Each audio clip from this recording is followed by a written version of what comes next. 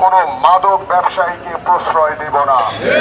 আমি আমার এই যে ইশতেহার রয়েছে সেই ইশতেহারে স্পষ্টভাবে বলা আছে এখানে আমরা কোনো চাঁদাবাজ, আমরা সন্ত্রাসী কার্যক্রমের সাথে যারা জড়িত রয়েছে, মাদকের বিষয়ে জিরো টলারেন্স নীতি গ্রহণ করে আমরা মাদক মুক্ত সমাজ গড়ব, চাঁদাবাজ মুক্ত সমাজ গড়ব। এবং আমি আমার নেতা কর্মীদেরকে স্পষ্ট বলে দিয়েছি, যদি কেউ কোনো প্রকার অনৈতিক কোনো কর্মকাণ্ডের সাথে জড়িত থাকে, কেউ যদি কোনো চাঁদাবাজির সাথে জড়িত থাকে, সে বিএনপির রাজনীতি করার যোগ্যতা হারিয়ে ফেলবে।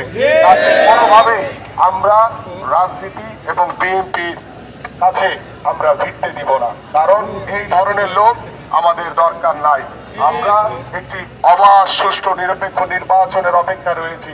আমাদের বাংলাদেশ জাতীয়তাবাদী দলের প্রত্যেকটি নেতা কর্মীরা অত্যন্ত সচেতন, অত্যন্ত সুশৃঙ্খল, এবং আমরা পরিপূর্ণভাবে নির্বাচন কমিশন কর্তৃক যে আইন যে রয়েছে সে আইনগুলো মেনে আমরা চেষ্টা করছি সাধারণ মানুষের দ্বারে দ্বারে গিয়ে তাদের মন জগিয়ে আমরা বাস্তবিক অর্থে আমরা কোনো প্রতিশ্রুতি দিচ্ছি না আপনাদেরকে। আমরা ইতিমধ্যে দীর্ঘদিন ধরে দেশ গড়ার জন্য আমরা দীর্ঘদিন ধরে আমি আমার এলাকার বিভিন্ন সমস্যাগুলো চিহ্নিত করে পরিকল্পনা করেছি এবং আমরা অপেক্ষায় রয়েছি সেই পরিকল্পনা বাস্তবায়নের জন্য।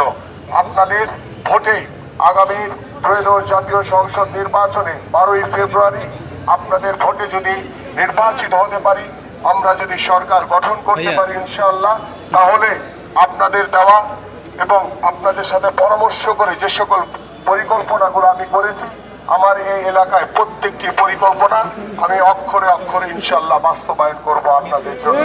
এবং আমরা এমন একটি সমাজ ব্যবস্থা তৈরি করতে চাই যেখানে রাজনীতি হবে সাধারণ মানুষের জন্য। আপনাদের সাথে আমার আসতে কোনো পিএস কিংবা কোনো ভাই কাউকে ধরা প্রয়োজন হবে না।